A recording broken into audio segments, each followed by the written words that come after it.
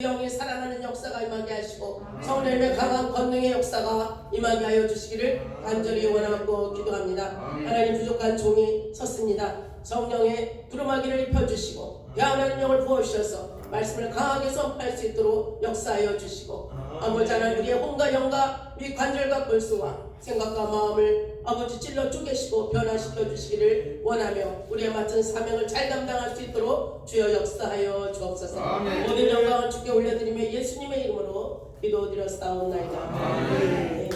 할렐루야. 아멘. 네, 여기 오셔서 참 은혜를 함께 나누게 하신 주님께 감사를 드립니다. 아멘. 오늘은 말씀의 제목이 영원한 것을 사모하라 라는 말씀으로 제목으로 말씀을 드리겠습니다. 아멘. 사랑하는 여러분들은 이 세상을 살면서 무엇을 주목하면서 살고 계십니까? 오늘 본문 18절 말씀에 보면은 우리가 주목하는 것은 보이는 것이 아니요 보이지 않는 것이니 보이는 것은 잠깐이요 보이지 않는 것은 영원함이라 라고 말씀을 하고 계십니다.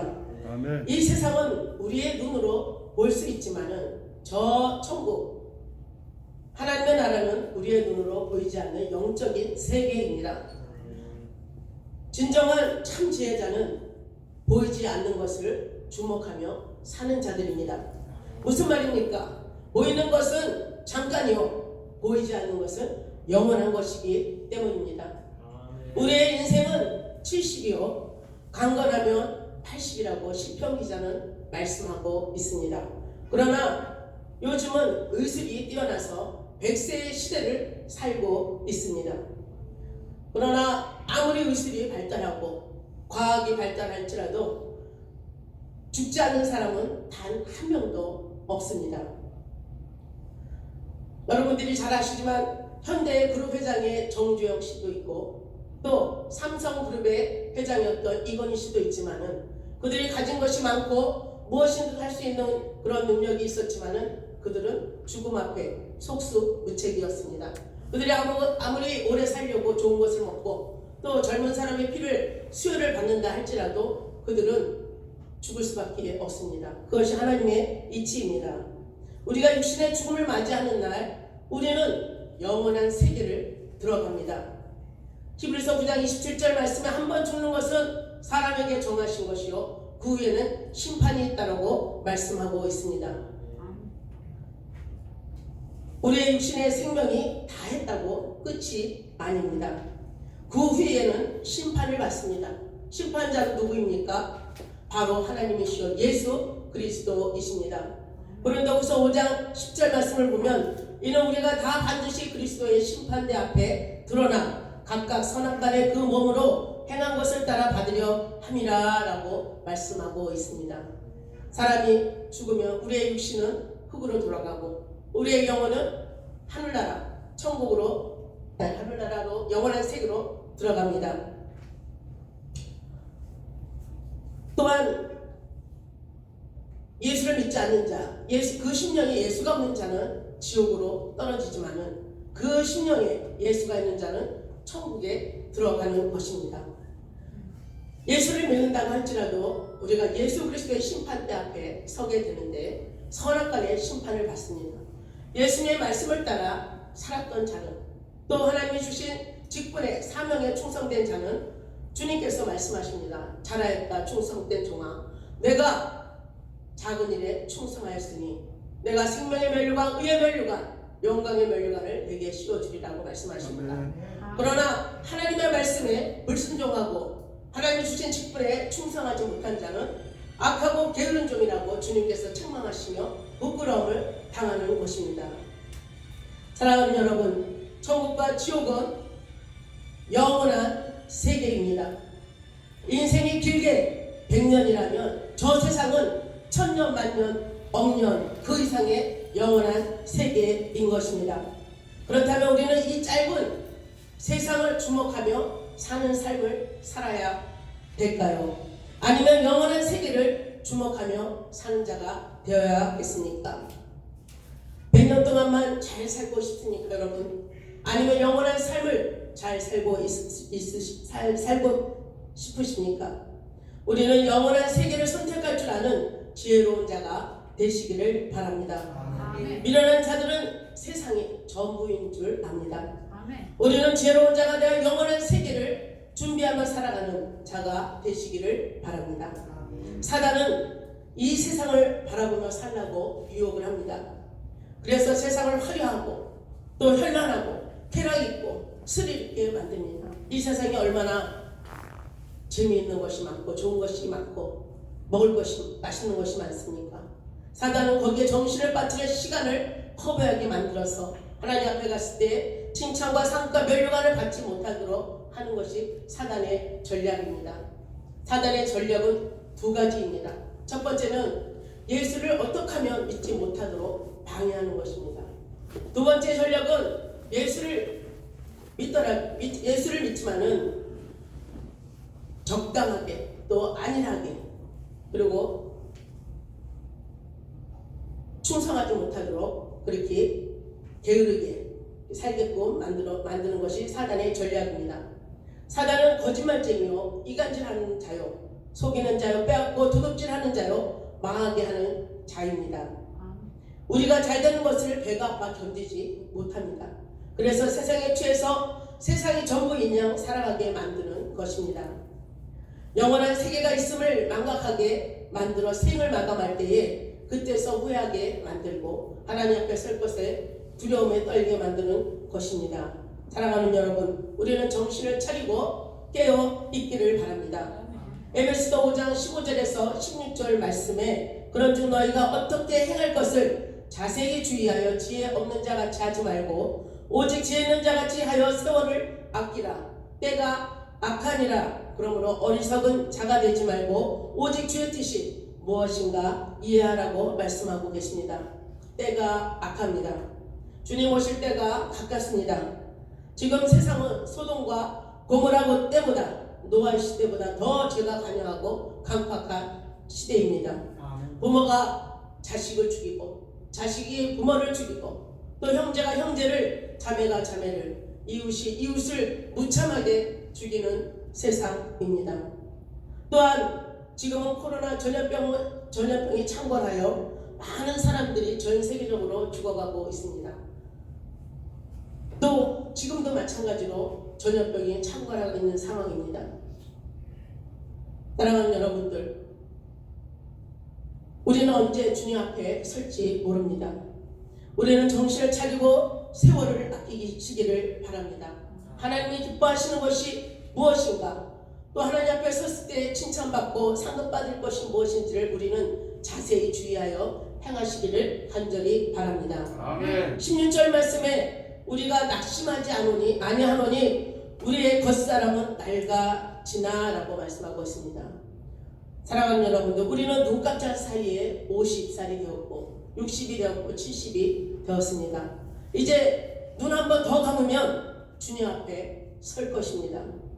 사랑하는 여러분들, 나이 먹는 것을 두려워하지 마십시오.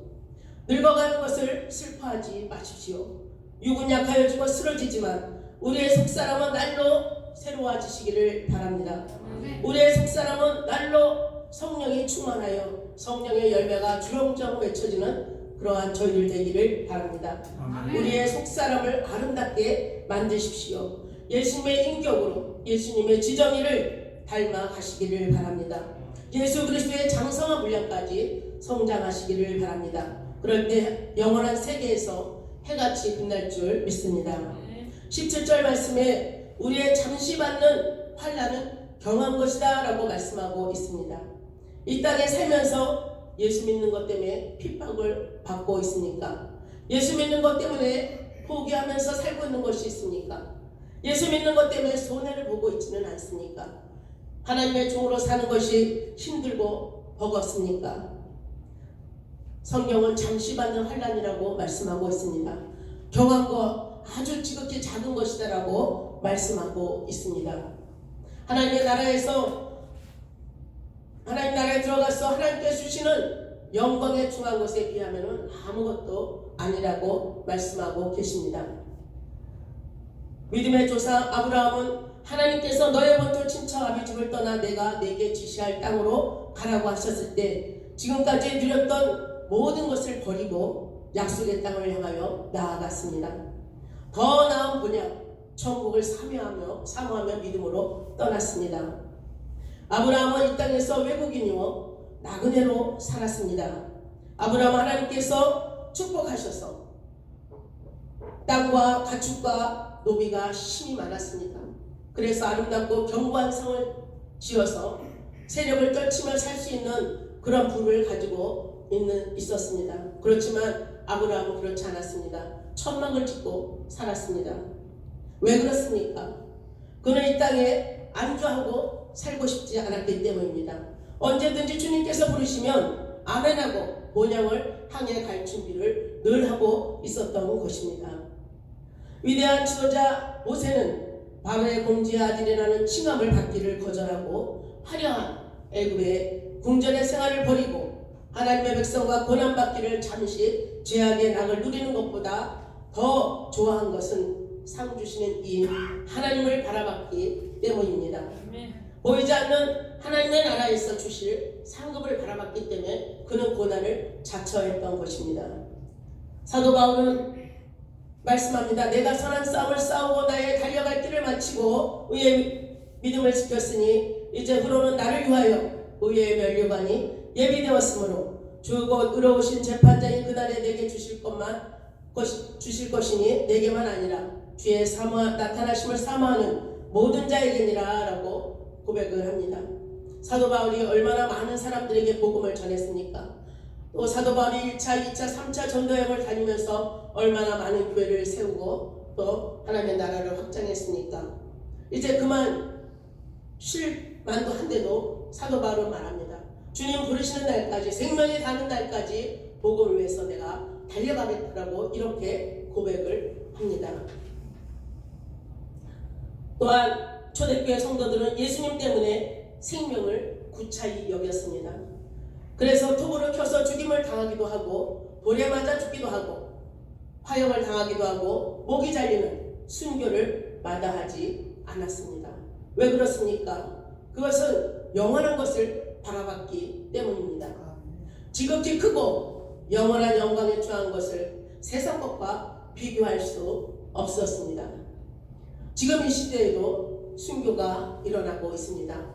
북한에서 지하교회에서 예배를 드리다가 발칵이 돼서 붙잡혀가지고 공개 처형을 당하기도 하고 탄광촌으로 보내어져서 고역을 하면서 죽을 때까지 고역을 하며 그 속에서 나올 수가 없는 그러한 상황에 있습니다.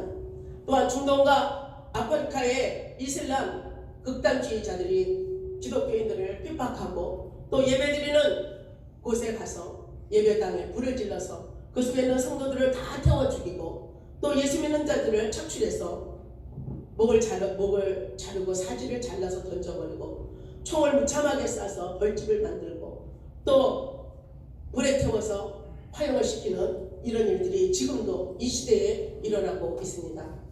왜 그 사람들이 예수를 한마디로 부인하면은 예수를 믿지 않으면 순교를 당하지 죽음을 보지 않았을 텐데 왜 그들이 이렇게 순교를 당할 수 있는 것은 그가 하늘나라를 받기 때문입니다. 아멘. 그들이 천국에서 주님께서 주실 상급을 바라봤기 때문에 영원한 천국이 있기 때문에 그들이 이렇게 죽음을 불사하고 믿음을 지키고 있는 것입니다. 사랑하는 여러분들, 사람은 세상 것으로 만족할 수 없는 존재입니다. 에레미야 2장 23절 말씀을 보면 내 백성이 두 가지 악을 행하였나니 곧 생수에 근원되는 나를 버린 것과 스스로 웅덩이를 판 것인데 그것은 물을 저축지 못할 터진 웅덩이니라 라고 말씀하고 있습니다. 첫 번째 악은 생수의 근원 되신 하나님을 버린 것입니다. 우리 인간을 창조하실 때 영적인 존재로 창조하셨습니다. 그러므로 영혼을 사모하는 마음을 주셨습니다. 우리의 마음은 세상 것으로 채워지지 않습니다. 갈증만 나일 뿐입니다. 영원한 생수의 근원 되신 예수님만으로 우리는 만족할 수 있는 존재입니다. 두 번째 악은 스스로 웅덩이를 판 것인데 그것은 물을 저축지 못할 터진 웅덩이다 라고 말하고 있습니다. 터진 웅덩이에 물을 부어 보십시오. 다 채워집니까? 다 흘러나갑니다. 밑 빠진 독에 물 붓는 격입니다. 이게 무슨 말입니까? 이 세상 헛된 것에 집중하며 사는 자가 어리석은 자라는 것입니다. 헛수고하는 인생입니다.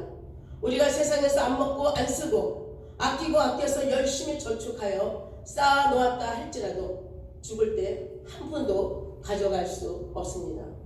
세상에서 열심히 공부하여 박사학위를 따놨다 할지라도 그것은 천국에서 인정받지 못합니다. 세상에서 권력과 명예를 가졌다 할지라도 이 세상에서 뿐이지 영원히 지속될 수 없는 것입니다. 이 세상의 모든 것은 터진 웅덩이, 물 붓는 격입니다. 그렇다고 돈 벌지 말고 공부하지 말라는 것은 아닙니다. 그것이 목적이 돼서는 안 된다는 것입니다. 내가 돈 벌고 학식을 쌓는 목적이 하나님의 영광을 위해서 또 하나님의 나라를 위해서 사용할 때 그것이 값진 보물로 변하여 하늘나라에 쌓이게 되는 것입니다. 그렇다면 영원한 것은 과연 무엇입니까? 하나님 앞에 섰을 때 인정받을 수 있는 것은 무엇입니까? 첫 번째, 말씀이 영원합니다. 베드로전서 1장 23절에서 25절 말씀을 보면 너희가 거듭난 것이 썩어질 씨로 된 것이 아니요 썩지 아니할 씨로 된 것이니 하나님의 살아있고 항상 있는 말씀으로 되었느니라. 그러므로 모든 육체는 풀과 같고 그 모든 영광이 풀의 꽃과 같으니 풀은 마르고 꽃은 떨어지되 오직 주의 말씀은 세세토록 있도다 하였으니 너에게 전한 복음이 곧 이 말씀이니라 라고 말씀하고 계십니다.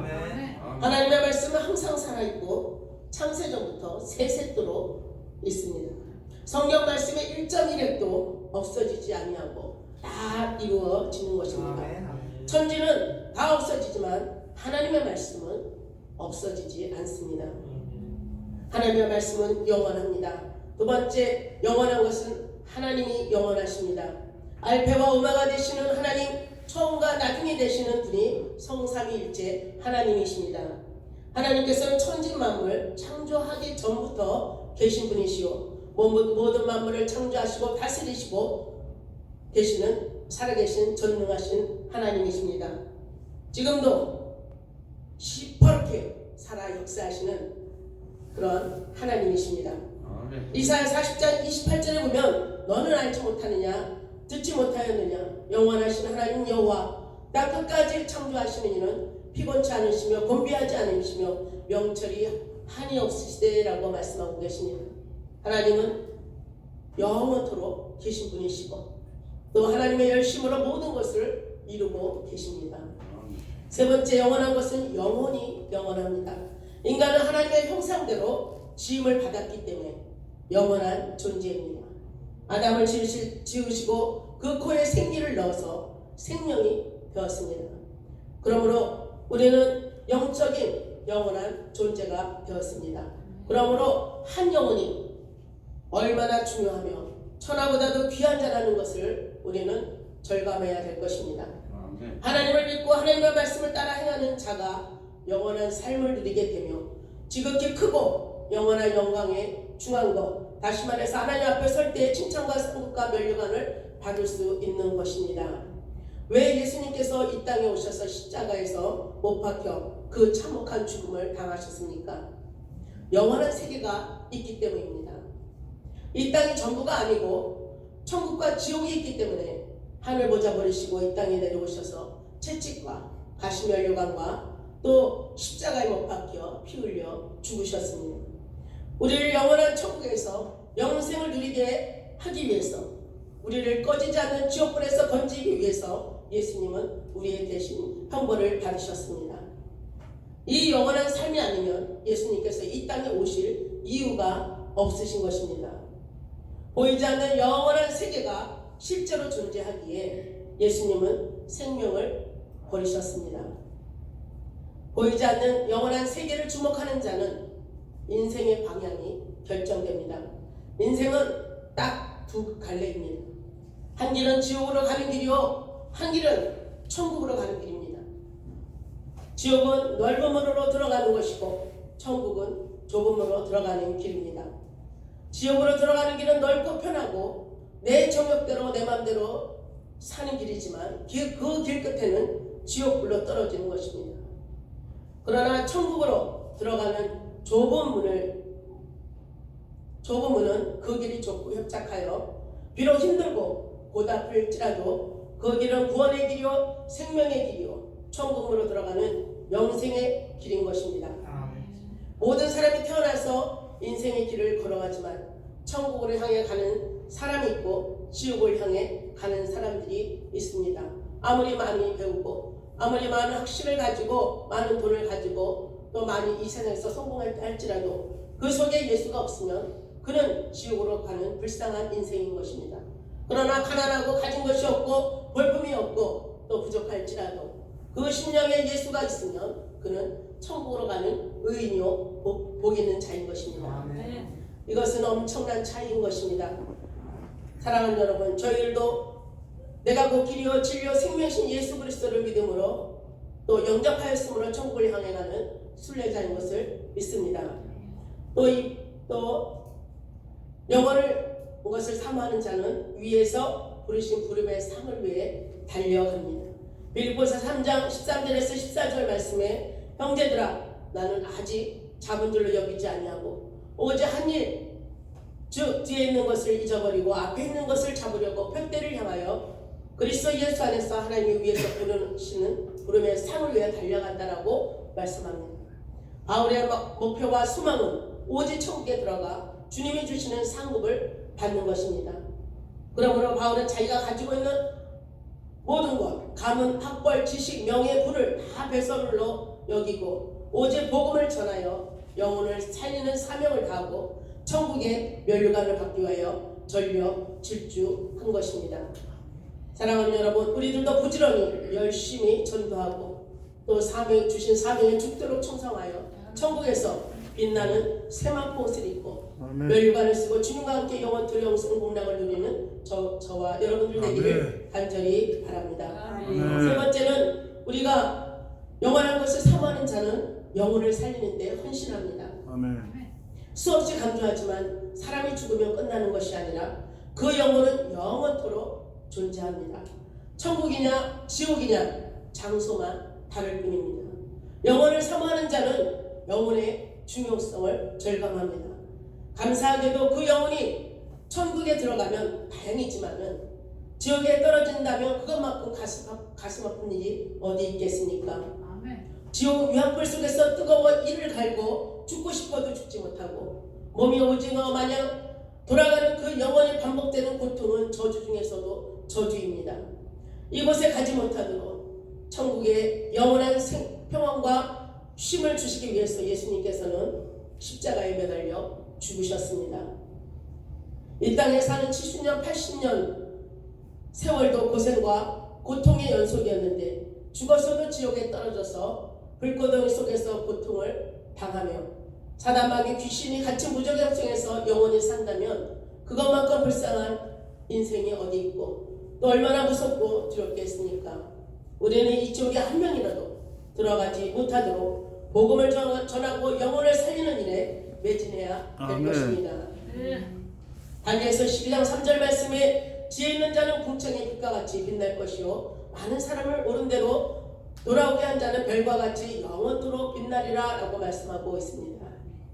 우리는 영혼을 살리는 일에 목숨을 걸고 희생하여 주님 앞에 섰을 때에 영원히 빛나는 상급을 받는 지혜자요 또 승리자요 이기는 자가 되기를 축복합니다. 이 세상에서 영원한 것은 오직 하나님과 말씀과 영원입니다.